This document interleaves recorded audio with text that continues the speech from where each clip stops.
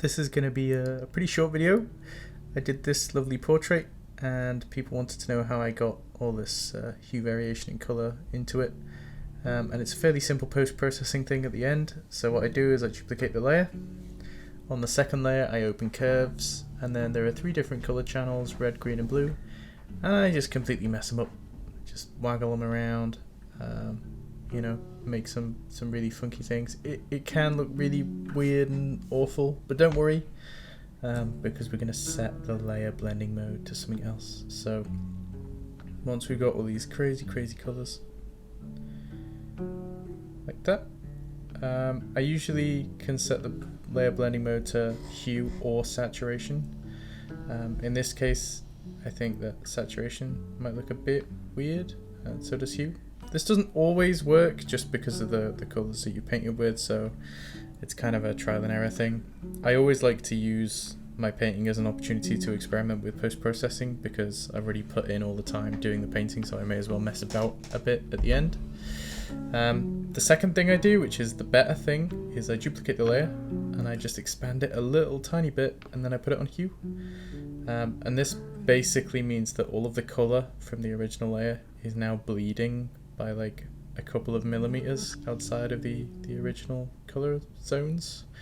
Obviously, like this, if you grow it even bigger, then the effect is going to be way more obvious. So you can use the size of the second layer to basically adjust how obvious you want it to be. Here's another study, and we're just going to do the exact same thing and see if it works. So we've got curves, which is Control M, and then we're going to go in each different color channel and we're just going to mess up these curves.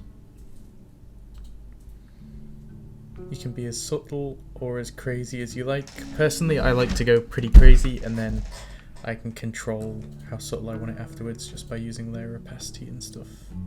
But you can see that kind of makes the whole thing a bit more blue. Switching to black and white there just to show you that it shouldn't affect the values of your image too much. And then once we've got that, we can just expand the image again, maybe loads this time, so it's a really obvious effect. And then as you see there, we can just scale it back in if we don't like it. You can see just this tiny little bit of bleed.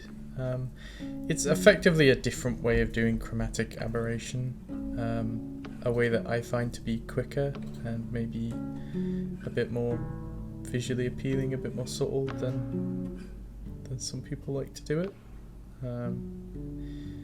Here we are again, rinse and repeat, curves, color channels, mess it about.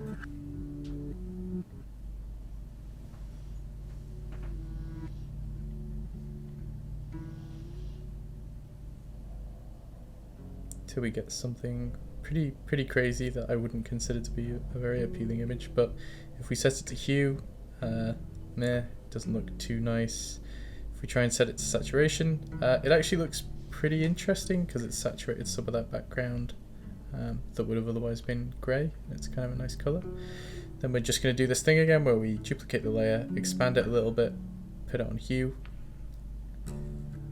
and once again you should see that we get all these nice little kind of subtle colour bleeds around. It's going to be this red colour up there, which is the complementary colour of the background. Just in this area alone we've got blues, pinks, greens, kind of cyans, so it's just injecting a little bit of goodness. We're going to try it with this, which is arguably my most famous painting.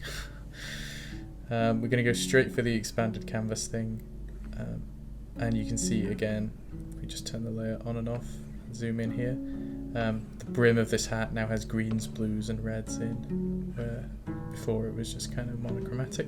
And then we're going to duplicate the original layer, get curves on, and go like potentially really crazy with it, just for the sake of experimentation. The biggest benefit of doing art digitally rather than traditionally is, you know, you have infinite canvases, infinite paint.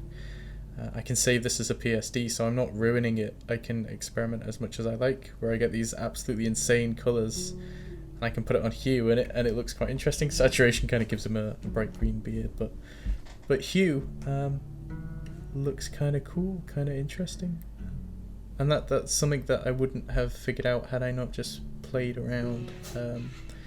it does seem like I'm a broken record, and absolutely every single one of my videos is me just telling you to play around and experiment. But that is that's how I found learning to be kind of most effective or most fun, is when I'm just playing and messing and trying out ideas that I had while I was dreaming or whatever. Just go for it, and you might find something like this. So I hope you can find use for this little kind of chromatic aberration-y trick. If you want to play around with it and maybe you find out that a different layer mode is more interesting, or you can warp it in different ways, I guess you wouldn't necessarily have to just scale up the image. You could like stretch it along one axis and it might look cool. Please do like tag me in anything you do, and because I want to see it. I want to see if there's a new place that this can be taken.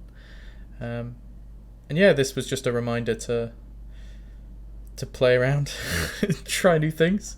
So have a lovely day.